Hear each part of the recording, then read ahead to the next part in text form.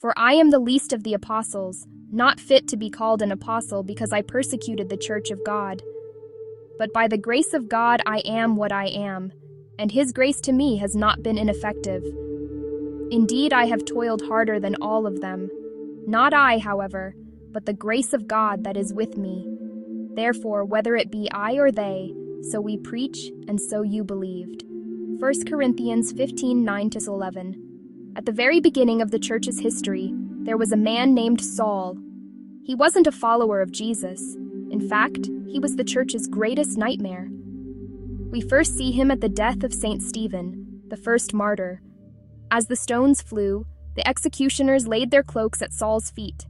He didn't just watch, he consented. How does a man like this become the greatest evangelist the world has ever known? Today, we explore the life, the blinding light, and the radical zeal of St. Paul. Paul was born a Jew in the Roman city of Tarsus. On his 8th day, he was circumcised and given the Hebrew name Saul. He was a Roman citizen by birth, but a Pharisee by heart. At a young age, Saul traveled to Jerusalem to study under Gamaliel, one of the most respected doctors of the law in history. Imagine the discipline.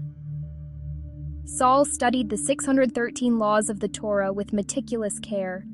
He was brilliant, disciplined, and fiercely protective of his traditions.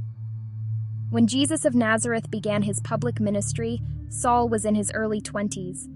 To Saul, Jesus' message was a threat to everything he held sacred. He saw Jesus through a distorted lens of rigid interpretation.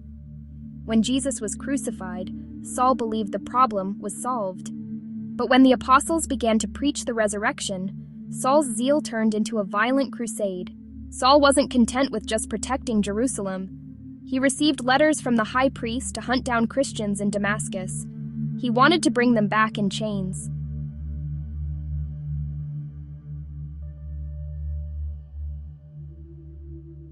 But as he neared the city, a light from the sky suddenly flashed around him. He fell to the ground and heard a voice. "Saul, Saul, why are you persecuting me?" Saul asked, "Who are you, sir?" The reply changed the world. "I am Jesus, whom you are persecuting." In that moment, Saul realized a profound truth. To attack a follower of Christ is to attack Christ himself.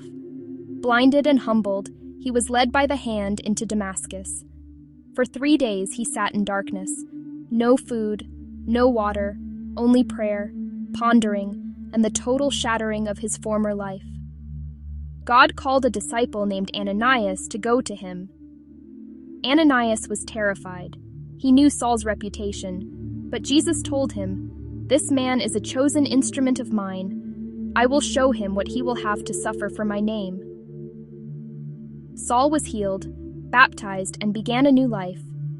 He eventually began using his Roman name, Paul. But he didn't rush into the spotlight immediately. He spent 3 years in Arabia, in silence and solitude, allowing God to reshape his heart from a persecutor into a powerful instrument of the gospel. For the next 27 years, Paul was tireless. He founded dozens of communities. He became a spiritual father to thousands. Think of his contribution.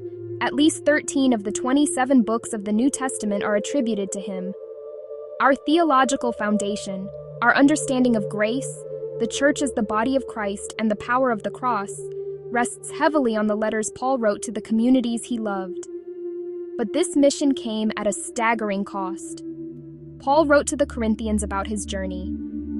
3 times I was beaten with rods, once I was stoned, 3 times I was shipwrecked, in dangers from robbers, dangers from my own race, in toil and hardship, through many sleepless nights, through hunger and thirst. In his mid-50s, Paul was arrested. As a Roman citizen, he appealed to Caesar and was sent to Rome. Even in prison, he continued to write and encourage the church. Around the age of 60, during the persecutions of Emperor Nero, Paul met his end. Tradition tells us he was beheaded with a sword outside the walls of Rome. He had fought the good fight. He had finished the race. It is easy to see St. Paul as a superhuman figure. But he was only a man. He was a man who allowed God to take his misplaced zeal and turn it into a fire for the truth. Today, as we celebrate his conversion, we have to look at our own lives. Are we as zealous for God as Paul was? Do we allow the blinding light of Christ to change our perspective when we are wrong? You are just as capable of living a radical Christian life as St. Paul was. Allow God to fill you with that same zeal. Let him use you in glorious ways to build a culture of life and a culture of truth. St. Paul, you were filled with zeal throughout your life. First, you were zealous in persecuting the early Christians in an attempt to defend the Jewish interpretation of the law of Moses. After you encountered Jesus, whom you were persecuting, you completely changed your life and became one of the most zealous evangelists in the history of the world. Please pray for me, that I may embrace the same zeal you had and allow Jesus to convert my soul as fully as you allowed him to convert you. St. Paul, pray for me. Jesus, I trust in you. If this reflection inspired you, please subscribe to Sanctuary Light and share this video with someone who needs to hear that God can transform any heart.